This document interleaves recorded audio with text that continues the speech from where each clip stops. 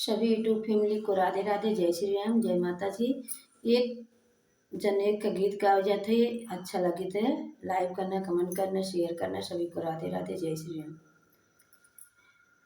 देउन हाथ दुनिया को सपैती तबरु पुकारै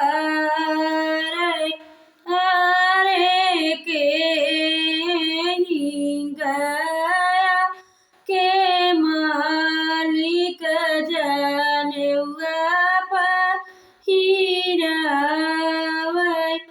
हरे के ही गया के मालिक जनेउआ पहिरावै। गया से बोले हैं गजा धरे बरुआ छिमा का बरुआ गया के मालिक जनेउआ पहिरउबै बरुआ गया के मालिक जनेउआ पहिरउबै।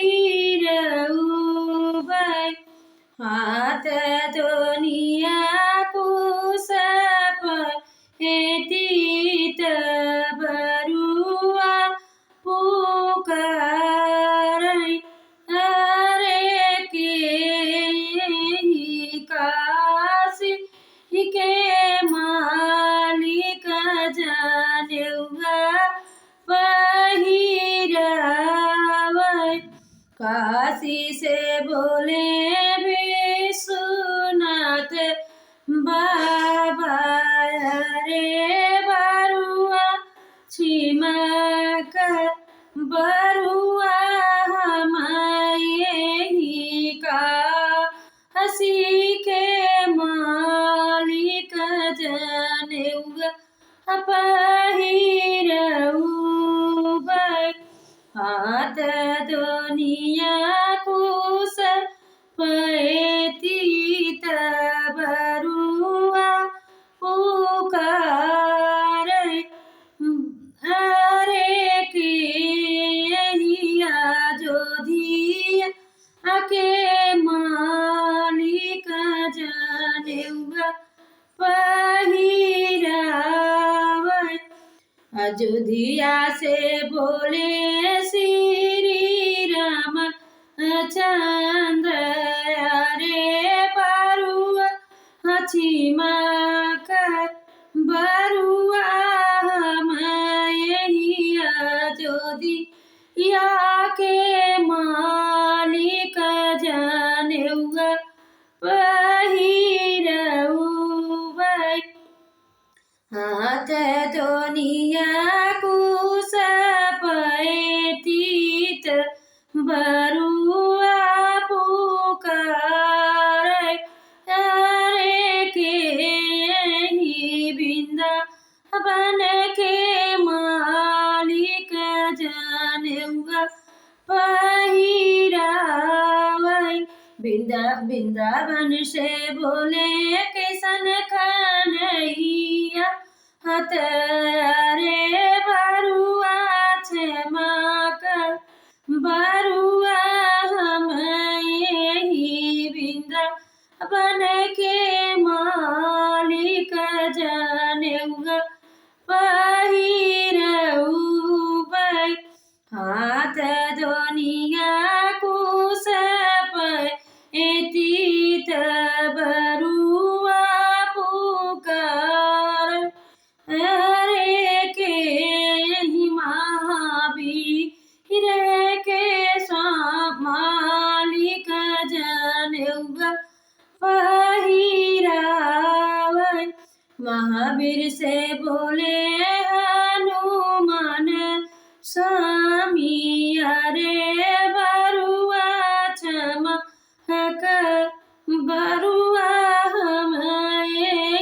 विजय तू हुआ के मालिक जनेउआ पहिरउबै